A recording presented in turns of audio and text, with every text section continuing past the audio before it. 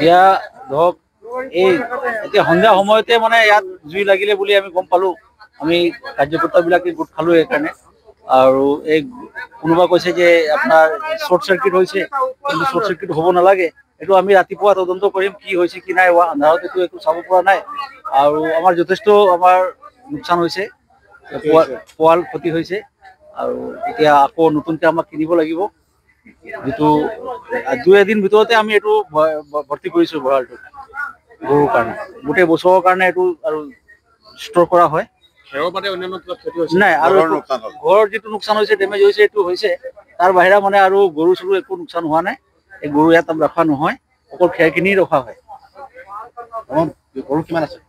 গৰু আছে যথেষ্ট, 350-400 মান আছে।